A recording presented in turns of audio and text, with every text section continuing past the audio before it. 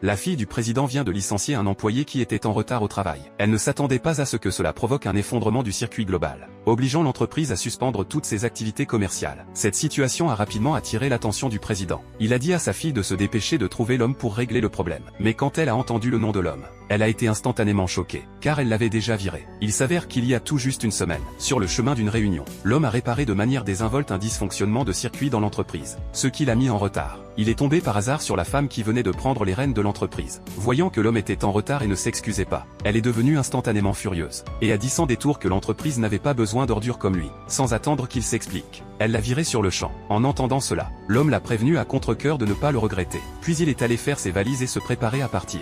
Ses collègues étaient réticents à le voir partir. De manière inattendue, la femme a surpris leur conversation. Elle a immédiatement averti tout le monde que, s'il disait un mot de plus, il serait viré aussi, alors que l'homme était sur le point de partir. La femme l'a arrêté. Sans dire un mot, elle a pris le jouet que lui avait laissé sa défunte mère. La seule chose qu'elle lui avait laissée. Peu importe combien il la suppliait de lui rendre le jouet, elle était indifférente. Elle a même écrasé le jouet juste devant lui. Le pire c'est que, pour asseoir son autorité dans l'entreprise, elle a averti les employés. Quiconque oserait faire des choses sans rapport avec le travail à l'avenir serait viré. Après ça, elle est partie. Mais ce qu'elle ne savait pas c'est que, leur entreprise rivale avait déjà eu vent du licenciement de l'homme. La PDG a immédiatement dit à son assistante de préparer la voiture, dans l'intention d'inviter personnellement l'homme à rejoindre son entreprise. Pendant ce temps, la femme se vantait encore fièrement à son père de son exploit, disant qu'elle avait nettoyé l'entreprise des personnes inutiles, et lui a dit de se concentrer sur son rétablissement. Après avoir entendu cela, le président a rappelé à sa fille, l'homme n'était pas seulement son ami d'enfance, mais aussi une figure clé de l'entreprise. Il lui a dit de ne jamais le virer, et espérait même qu'elle l'épouserait. Ce n'est que lorsqu'elle a vu le badge de travail sur la table,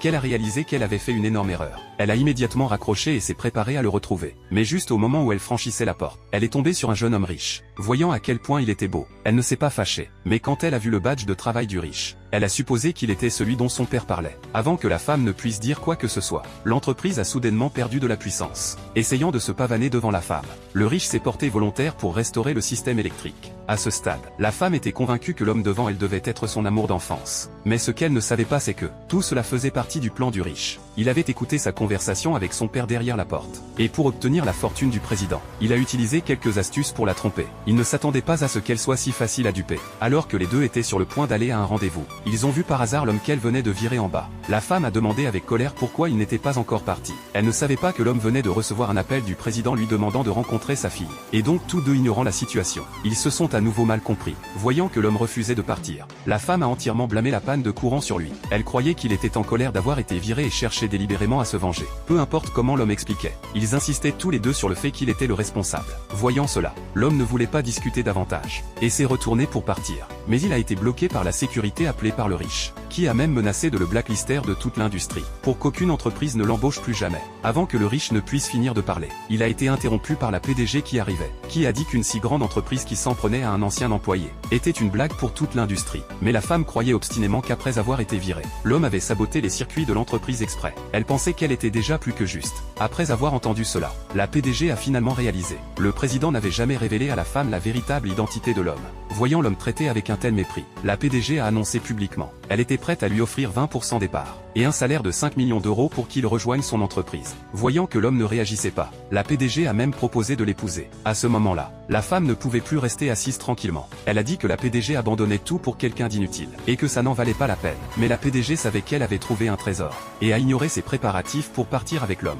Mais la femme a insisté pour que l'homme compense la panne de courant, et les pertes qu'elle a causées à l'entreprise. Sinon, elle appellerait la police pour le faire arrêter. Voyant que l'homme refusait de l'admettre, la femme était sur le point d'appeler la police. Quand le riche l'a arrêté, il avait peur que la police ne découvre sa propre implication. Alors il a dit à la femme de laisser tomber. Après avoir entendu cela, la femme a dit qu'elle pouvait laisser passer, mais seulement si l'homme admettait ce qu'il avait fait. Sinon, elle le poursuivrait en justice. Mais l'homme n'avait pas peur du tout, puisqu'il avait déjà rejoint le groupe de la PDG. Ignorant les protestations de la femme, il est parti avec la PDG. Pendant ce temps, le président, incapable de joindre l'homme, a appelé sa fille, et lui a demandé si elle s'était disputée avec lui. Mais l'homme était clairement juste à côté d'elle. Alors pourquoi son père poserait-il une telle question, avant que la femme ne puisse répondre? Tout le bâtiment de l'entreprise a soudainement perdu de la puissance. Tout le travail effectué par les employés a été perdu. Après vérification, il s'est avéré que la chaleur avait provoqué une surcharge et une panne du réseau électrique. Pour se pavaner devant la femme, le riche s'est porté volontaire pour effectuer les réparations. Mais 3 heures ont passé, et tout le monde fondait pratiquement de chaleur. Pourtant le système électrique n'était toujours pas rétabli. Il s'est avéré, il y a eu une panne de courant massive dans toute la ville, rendant impossible une vie normale pour les résidents. Même les fonctionnaires étaient anxieux, car ils n'avaient toujours pas trouvé de solution. Alors la femme a pris l'initiative, et a amené le riche pour essayer de résoudre le problème. S'il pouvait rétablir le courant dans toute la ville, l'entreprise de sa famille gagnerait en renommée et en fortune. Bientôt, sous l'opération du riche, le courant est finalement revenu. Il pensait que la crise était complètement résolue. Mais la seconde suivante, l'électricité de toute la ville s'est à nouveau éteinte.